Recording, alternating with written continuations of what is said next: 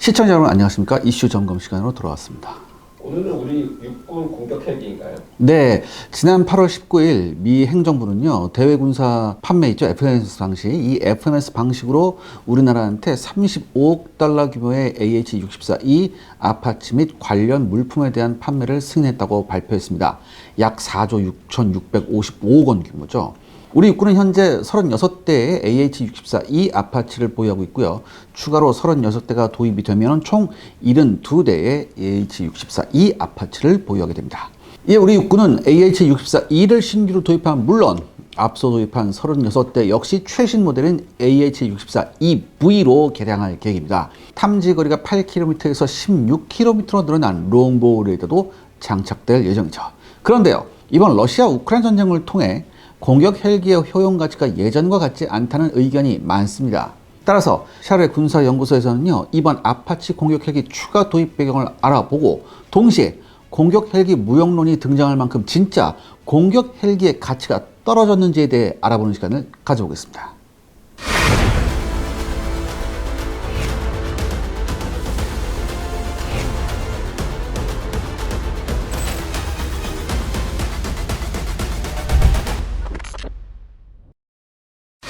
우리 육군의 아파치 추가 도입 배경은 무엇인가요? 네, 우리 육군은요, 북한 정권의 급작스러운 붕괴 상황에 대응해, 그러니까 좋게 얘기하면 이제 안정화 작전이고, 실질적으로는 이제 북진 작전이죠. 요걸 이제 준비하고 있는데, 북한의 핵무기와 탄도미사일 등이 넘쳐나는 상황에서 신속히 우리 육군이 진입해서 북한 사회를 안정화시키지 못한다면 별의별 문제가 다 일어날 겁니다. 무엇보다도 중국군이 진입해서 북한 영토 전부를 점령할 수 있기 때문이죠. 이에 신속히 북한 영토로 진입해 들어가 최소한 북한 영토의 절반이라도 확보하고자 육군은 서방 군대 중에 미국과 한국군만이 보유한 헬기 공중기동사단, 그러니까 이제 제2 신속대응사단을 창설했습니다. 이 제2 신속대응사단에는요, 최소 100대 이상의 수리온과 UH-60 블랙호크 병력 수송 헬기, 그 다음에 CH-47 치누크 다목적 수송 헬기가 배치되어 있습니다. 그런데요, 이들 수송 헬기들은요, 부피가 크고 둔중한 데다 수송 헬기라는 특성상 방어력도 충분치 못해서 비행 중간이나 착륙 시에 손쉬운 먹잇감이 될 수 있습니다. 이에 중무장한 공격 헬기가 수송 헬기에 앞서 비행 경로를 정찰함과 동시에 수송 헬기의 측면에서 엄호하고 수송 헬기가 착륙할 시에는 주변 지역을 정찰 및 청소하게 되는 거죠. 미국은 2001년에 시작된 테러와의 전쟁을 진행하기 이전까지 정찰 및 엄호 작전에 통상 헬기를 개조한 OH-58 카이오와 경무장 헬기를 사용하기도 했었습니다. 하지만 엄청난 비극을 당하게 되는데요. OH-58 카이오와 같은 민간 헬기를 개조한 형태의 무장 헬기는요, 보병이 휴대하는 소총이나 경기관총 따위에게도 쉽게 격추가 될 수 있습니다. 그리고 실제 그런 일이 굉장히 많이 일어났죠. 이 손실량에 놀란 미국은 OH-58을 신속히 퇴역시켰고요. 현재 모든 종류의 정찰 엄호 작전에 전문적인 공격 헬기인 AH-64E 아파치를 투입하고 있습니다. 이 AH-64E 아파치는 위치에 따라서 12.7에서 14.5mm 중기관총도 방어할 수 있고요. 보병이 휴대한 경기관총 따위로는 이빨도 먹히지 않습니다. 우리 육군은 미국의 헬기부대 운영 경험을 충분히 검토한 이후에 제2 신속대응사단의 북한 진입작전, 북한 영토 진입 이후의 안정화 작전, 그러니까 대게릴라전 수행을 위해선 반드시 AH-64E 아파치가 필요하다는 결론을 도출했습니다. 따라서 민간 헬기인 H-155를 개조한 LAH, 이게 우리 소형 무장 헬기 있잖아요. 이 LAH 수량을 일부 줄이고 그 대신에 AH-64E 아파치 헬기를 추가로 도입하는 것을 선택한 거죠. 그런데 공격 헬기의 미래가 불안하다는 이야기가 꾸준히 제기되고 있지 않나요? 네, 육군을 위한 대형 공격 헬기 2차 사업, 그러니까 아파치 도입 사업이 진행되던 시기인 2022년 2월에 러시아 우크라이나 전쟁이 발발합니다. 우크라이나군은 AH-64E 아파치보다 튼튼하다는 러시아군의 카모프 52나 미르 28 공격 헬기를 대량으로 격추시켰어요. 이 뉴스는 널리 퍼졌고요. 국내에서도 2023년 국회 국방위 예산안 본회의에서도 러시아나 우크라이나 전쟁 교훈을 반영해서 2024년도 AH-64EV6 도입 예산의 일부가 삭감이 됩니다. 국방부가 2024년 대형 공격 헬기 예산으로 1,878억 9,700만 원을 요구했지만 예산안 심의 과정에서 200억 원을 감액한 거죠. 사실 200억 원이 감액됐다고 해서 사업 자체가 중단된 것은 아닙니다. 하지만 감액 사유가 대형 헬기 도입이 최근 전쟁 양산에 부합하는지 여부 등에 대해 추가적인 검토가 필요하므로 감액한다는 거였어요. 문제는 더더욱 확산됐죠. 2024년 2월 미 육군은 OH-58 카이오와를 대체하고자 진행 중이던 FARA, 즉 파라 사업을 취소해버립니다. 이 파라 사업 예전에 한번 제가 말씀드렸죠. 차세대 미래 공격 정찰 헬기의 사업이에요. 이와 동시에 UH-60 블랙호크와 AH-64 이 아파치를 위해 개발 중이던 ITEP이라는 프로그램이 있었습니다. 이게 뭐냐면 Improved Turbine Engine Program, 향상된 터빈 엔진 프로그램이었어요. 근데 이 프로그램, 이 ITEP 프로그램을 연기한다고 발표했습니다. 원래 미 육군은요, AH-64 이 아파치를 2040년 이후까지 운용하고자 했어요. 그래서 중간 성능 개량 사업의 일환으로 ITEP을 통해서 제너럴 일렉트릭스사가 T901 엔진을 개발하고 있었죠. 이 T901 엔진은요, 현재 UH-60과 AH-64E가 사용 중인 T700 엔진과 비교해 출력이 무려 50% 증가한 그런 엔진입니다. 엔진 한 개당 무려 3,000마력을 발휘할 수 있죠. 또한 연비도 25% 이상 개선되면 물론 운용 수명도 20% 증가하고 신뢰성도 향상되어서요, 운용 유지비가 크게 감소한 그런 엔진이었습니다. 또한 대규모 개조 없이 기존 아파치에 사용 중인 T700 엔진을 제거한 자리에 그대로 T901 엔진을 집어넣을 수 있도록 설계가 되었었어요. 하지만 미 육군의 랜디 조지 육군 총사령관은요, 브리핑을 통해서 이렇게 얘기합니다. 현대 전장을 면밀히 조사한 결과 무장 정찰에 사용되는 헬리콥터의 생존성에 대해 큰 의문을 가지게 되었다. 이렇게 얘기한 거죠. 랜디 사령관은 우크라이나 전장에 배치된 헬기들이 최신 지대공 미사일에 얼마나 취약한지가 확인되었고, 이와 반대로 무인 정찰기 시스템과 위성 정찰 체계가 과거와 비교해 훨씬 저렴해졌고 훨씬 효과적이라고 언급했습니다. 이어서 공격 헬기의 생존성이 점차로 위협을 받고 있는 상황에서 다양한 플랫폼에서 발사되는 원거리 공격 무기의 가치는 보다 부각되고 있다는 내용을 발표했죠. 즉, 전문적인 공격 헬기를 운영하는 것보다는 다목적 헬기에서 중장거리 유도무기나 자폭 무인기를 운영하는 것이 보다 효과적일 수 있다는 것이었습니다. 그리고 미국의 고민이 실제 현실화됐죠. 얼마 전 8월 1일이었습니다. 서방 언론에 우크라이나군이 도네츠크에서 FPV 드론을 사용해서 중량 12톤짜리 미르-8 수송 헬기를 격추했다고 보도했죠. 독일 육군도 러시아 우크라이나 전쟁 교훈을 반영해 타이거 공격 헬기를 2038년까지 단계적으로 퇴역시키고 이를 에어버스 H145M 헬기의 무장형으로 대체한다는 계획을 밝힌 바 있습니다. 그러니까 우리나라 카이가 개발한 LAH, 즉 소형 무장 헬기처럼 적진에 접근하지 않고 장거리에서 대전차 미사일을 운영하는 무장 헬기 개념을 채택한다는 것이었죠.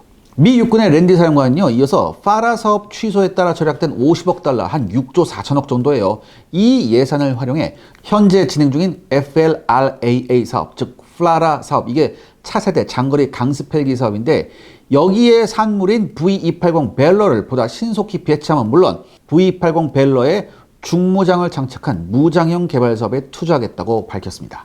러우 전쟁의 여파가 이렇게 컸단 말인가요? 네, 현재도 진행 중인 이 러시아랑 우크라이나 전쟁은요, 공격 헬기가 어떤 면에서 취약하고 어떻게 운영되어야만 생존할 수 있는지를 명확히 보여주는 그런 전쟁이었습니다. 전쟁이 일어난과 동시에 러시아군은 대량의 공격 헬기를 동원해 지상군 지원에 나섰는데요. 전통적으로 러시아 지상군과 공군은 사이가 좋지 못합니다. 또한 미국과 달리 러시아 공군은요, 체계적으로 지상군을 지원할 수 있는 역량과 교육 수준, 또한 적과 아군의 식별 장비 모두를 갖추고 있지 못하고 있었어요. 그래서 러시아 육군은 자신들의 소속인 카모프 50이나 미르 28N 등의 공격 헬기를 적극 동원했지만 곧바로 강력한 반격을 만나게 됩니다. 미국과 서방 국가들이 스팅어나 SA-18 등을 비롯해 자신들이 보유한 모든 종류의 휴대용 지대공 미사일 맨패즈를 원조한 거였죠. 그리고 러시아 공격 헬기들은 사방에서 공격을 당하기 시작합니다. 전쟁 초기 러시아군 공격 헬기의 임무는요, 80mm 로켓이 장착된 B8V20 포드 2개를 사용해 로켓탄 40발 혹은 122mm S13 로켓 포드 2개를 사용해 지상군에게 화력을 지원하는 것이었습니다. 그러니까 여러분, 이런 종류의 무유도 로켓의 이론적인 유효 사거리는요, 대략 5에서 7km 정도입니다. 하지만 정확도를 높이기 위해서는 보다 접근할 필요성이 있었죠. 우크라이나군은 러시아 헬기의 공격이 예상되는 지점에 휴대용 지대공 미사일 팀을 사전에 매복시키고 접근하는 족족 격추시킵니다. 이렇게 되니까 러시아군은요, 막대한 헬기 손실에 놀랐고요, 이후에 전술을 바꿉니다. 어떻게 바꾸느냐? 초저고도로 표적 주변까지 접근한 이후에 신속히 상승하면서 로켓탄을 포물선 탄도로 발사해 사거리를 늘리고요. 재빨리 저공으로 회피하는 그런 전술을 사용하기 시작한 거죠. 이렇게 초저공으로 접근하면요, 지상의 적외선 잡음으로 인해 휴대용 적외선 유도 미사일로는 제대로 조준하기 힘들다는 것을 반영한 것입니다. 하지만 저고도를 비행하다가 급상승에 사격한 이후 다시 저고도로 돌아오는 방식을 사용할 경우 전투 지역의 상황을 제대로 파악하기가 힘듭니다. 또한 사거리를 높이고자 포물선으로 로켓탄을 발사한 결과 사거리는 늘어났지만 로켓탄의 정확도가 크게 하락하죠. 러시아 지상군은 적군에게 제대로 명중하지 못하고 심지어 자신에게까지 날아오는 아군의 로켓탄을 보고 이 새끼들이 아군과 적군도 구분하지 못한다 이렇게 하면서 비난하기 일쑤였습니다. 하지만 막대한 헬기 손실을 고려한다면 어쩔 수 없는 선택이었죠. 그런데 상황은 2023년 6월 우크라이나군이 서방의 지원을 받은 전차와 보병 전투차를 앞세워 대공세를 개시하면서 변하기 시작했습니다. 러시아군 공격 헬기들은요, 장거리 대전차 미사일을 이용해 넓은 평원에서 노출된 우크라이나군 전차를 공격할 기회를 잡았습니다. 우크라이나군 전차들이 넓은 대평원에 노출되자 러시아군 공격 헬기들은 야간에 저공으로 접근한 이후 9K121 비키르 같은 사거리가 8km에 달하는 장거리 대전차 미사일을 활용해 장거리 공격을 개시했죠. 우크라이나군도 전선 주변에 지대공 미사일과 함께 나름 게파드 자주 대공포까지 배치했지만 기본적으로 지대공 미사일은 고도 50m 이상의 표적만 상대할 수 있었습니다. 그리고 게파드에 장착된 35mm 대공포의 사거리도 3,500m 정도예요. 이렇게 되니까 당연히 50m 이하의 초저공으로 접근하는 러시아군 공격 헬기들은요, 위협에서 벗어날 수 있었고요. 더군다나 아까 비키르 대전차 미사일의 사거리가 8km였잖아요. 이 3,500m 가지고는 택도 없었죠. 주목할 점은 우크라이나군이 자체 개발한 전차들이나 폴란드가 제공한 PT-91 전차에는 LWR, 즉 레이저 위협 경보기가 있었습니다. 그러니까 러시아군이 대전차 미사일 유도용 레이저를 방출하면 곧바로 연막탄을 발사하고 회피하곤 했죠. 그런데요, 이와 비교해 서방이 제공한 레오파드 2나 M2A2 브래들리에는요, 이러한 LWR 장비가 없었습니다. 그래서 속수무책으로 당했죠. 특히 러시아군의 신형 대전차 미사일 엘무르가 대활약을 합니다. 이 엘무르는요, 시리아 내전에서 최초로 사용되었고요. 2020년 중반에 러시아군에 채택된 이후 지금까지 큰 활약을 펼치고 있습니다. 이 엘무르 대전차 미사일은요, 최대 사거리가 무려 25km입니다. 뭐 14km라는 정보도 있는데 아무튼 굉장히 대전차 미사일로서는 사거리가 큰 장거리 대전차 미사일이에요. 또한 데이터 링크를 사용해서 유도가 되는데요. 즉 공격 헬기의 무장 오퍼레이터는 지상군을 통해 표적의 대략적인 위치만 전달받으면 곧바로 미사일을 발사합니다. 그리고 이 엘무르 대전차 미사일이 표적 주변에 도착하면 표적 주변의 영상이 무선 데이터 링크로 전달되죠. 그리고 공격 헬기의 무장 오퍼레이터는 영상을 보고 적군을 타격할 수 있습니다. 이런 영상 유도 방식 덕분에 러시아 공격 헬기는 표적 주변까지 접근할 필요성이 없어졌습니다. 이 엘무르는 탄두 중량이 무려 25kg이에요. 헬파이어가 9kg이거든요. 그러니까 2배가 훨씬 넘죠. 그렇기 때문에 레오파드 2 A6와 같은 중방어 전차도 한 발로 완파하거나 전투불능으로 만들 수 있었습니다. 다행히 우리 육군의 K-21 보병 전투차나 K2 흑표 전차는요, 이 엘무르에도 대응할 수 있다고 합니다. K-21에는 LWR 외에 대전차 미사일 로켓에서 방출되는 특유한 UV 자외선을 탐지해서 미사일의 접근을 경보하는 MWS, 즉 미사일 위협 감지기를 갖추고 있습니다. K2 흑표 역시 레이더가 있어서요, 이 엘무르의 탐지를 사전에 차단할 수 있다고 합니다. 시청자 여러분들의 구독과 좋아요는 영상 제작에 정말 큰 도움이 됩니다. 여러분들 부탁드리겠습니다. 구독과 좋아요. 아무튼 공격 헬기의 한계점이 이번 전쟁에서 드러나는 것 같은데요. 네, 러시아군이 운용 중인 미르 35, 카모프 52, 미르 28 등의 공격 헬기의 작전 범위는요, 대동소이합니다. 이론적 전투 행동 반경은 약 450km 수준이에요. 하지만 현실적인 운용 반경은 200에서 250km 정도가 한계입니다. 전장에는요, 여러분들 여러 변수가 많고요. 공격 헬기는 전시에 여러 복잡한 비행을 실시하는 경우도 많습니다. 그렇기 때문에 연료에서 항시 여유가 있어야 하기 때문이죠. 그래도 러시아군 입장에서 운이 좋았던 점은 우크라이나군의 공세 지점 부근에 베르단스크, 루안스크 그리고 마리우폴 등의 공항이 있어서 이를 헬기 운영 거점으로 활용할 수 있었다는 점입니다. 이 비행장은요, 전선에서 70에서 100km 정도 떨어져 있어서요, 러시아군 신속 대응팀이 30분 이내에 최전선으로 나아갈 수 있었어요. 또한 공항의 활주로와 정비 인프라를 활용해서 기체를 정비할 수도 있었죠. 이에 우크라이나군은요, 에이테킴스를 확보한 이후 2024년 10월 17일에 가장 먼저 타격한 곳이 바로 러시아 공격 헬기 부대들이 사용 중인 베르단스크와 루안스크의 비행장이었습니다. 우크라이나 특수작전부대 사령부는요, 이 공격 계획을 드래곤플라이, 즉 잠자리 작전이라고 호칭했는데요. 공격의 결과 최소 5대의 카모프 52 공격 헬기와 4대의 미르-8 수송 헬기가 파괴되었다고 주장했죠. 우크라이나군은 에이타킴스 블록 1을 사용했는데요. 미사일 내부에 M74 APAM 자탄 950개를 탑재해 광역적인 제압이 가능했기에 널리 분산된 상태인 헬기들도 무사하지 못했었습니다. 그런데 미 육군 항공대의 경우는요, 대량의 유료 차량과 이동식 보급 체계를 가지고 있어서 비행장과 같은 정규 시설이 아닌 넓은 야지에 FAP, 즉 Forward Arming and Refueling Point, 전방 무장 및 연료 재보급소를 설치해서요, 작전 헬기를 운용할 수 있는 능력이 있습니다. 하지만 러시아군에게는 그만한 보급 및 작전 역량이 없어요. 그렇기 때문에 정규 비행장을 활용하고 있는 상황에서 우크라이나군이 헬기가 주둔한 비행장을 타격함에 따라 공격 헬기 운영에 큰 어려움을 겪습니다. 물론 지금도 러시아군의 공격 헬기가 작전 중이긴 하지만요, 과거처럼 대량의 숫자를 체계적으로 운영하지 못하고 있습니다. 왜냐? 공격 헬기를 집결시켰다가는 언제 에이타킴스가 날아올지 알 수 없기 때문이죠. 그리고 새로운 위협 체계가 러시아군의 공격 헬기를 위협하기 시작했습니다. 여러분 안녕하세요. 오늘은 제가 한국과 개발하신 안훈식 박사님을 제가 찾아왔습니다. 박사님 안녕하십니까? 네, 반갑습니다. 안녕하세요. 예. 뭐 삼보아 얘기하기 전에요, 박사님 장인 어르신도 좀 사연이 있다고 좀 제가 들었습니다. 어떤 사연이 있나요? 제 장인어른은 이제 독립운동가셨어요. 아, 독립운동하셨어요?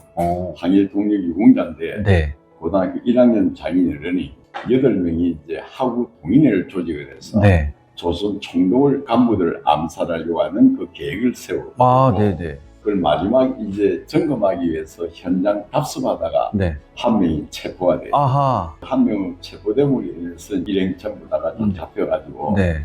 헌병대에서 이로 말할 수 없는 그 고문을 네, 받았어요. 예, 예.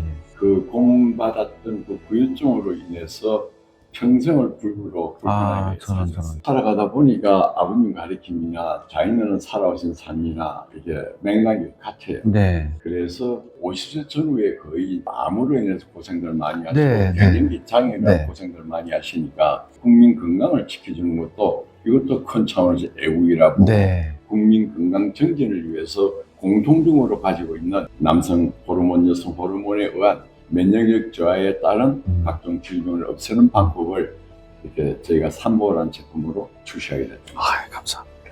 대한민국에는 삼보아보다 더 많이 함유되어 있는 제품이 없는 걸 알고 아, 있습니다. 그렇군요. 왜 많이 투입을 못하냐? 가격 때문에 그래요. 그렇죠. 비싸서 못하는 거죠. 진세로사이드 RG3나 RA2의 순도 98% 이상짜리는 1g 포함만 네네. 구매하려고 했을 때 네. 약 10만에서 15만 달러를 달라고 견적이 왔다. 아, 10에서 15만 원이 아니라 15달러군요. 달러. 한국 돈으로는 약 1억 1억 5천, 2억 2억 정도 되는 거죠. 예. 워낙 비싸니까 그래요. 근데 그거를 우리 생명과학 기술로 첫 번째 산삼을 이제 배양을 하고 네. 이제 원가를 낮췄죠. 대량 배양하고 네. 두 번째 낮췄죠. 네. 세 번째 RG3라고 하는 RA2라고 하는 이 파켓 물질은 네. 자동차가 진행 과정에서 바뀌어진다고 그랬죠. 네. 네. 그 방법을 또 찾은 거예요. 아. 이 RG3의 함량을 상상을 못할 정도로 올려놓은 거예요. 기술로 만든 제품이 바로 이 삼보아입니다. 아. 지금까지 대한민국 모든 국민들 어떤 분이라도 여러 종류의 건강식품을 드셨을 겁니다. 네. 지금까지 드셔보였던 어떤 제품보다 네. 이 제품 구매하셔서 한 포를 네. 입속에 딱 넣는 순간 네. 지금까지 말씀드렸던 내용이 어떤 게 다르다는 것을 온몸으로 체감할 수 있습니다. 네. 직접 드셔보셔야 느낄 수 있는 제품입니다. 네, 알겠습니다. 여러분들, 오늘 이렇게 박사님 모시고 정말 전 귀한 시간이거든요. 이렇게 감사합니다. 여러 가지 스토리도 들을 수 있었고, 박사님 말씀 들으니까 저는 이 제품에 대한 신뢰도가 더 갑니다. 그래서 저는 앞으로 이거 계속 먹으려고요. 진짜요. 네, 여러분들 많은 애용 부탁드리겠습니다. 제가 보장하겠습니다.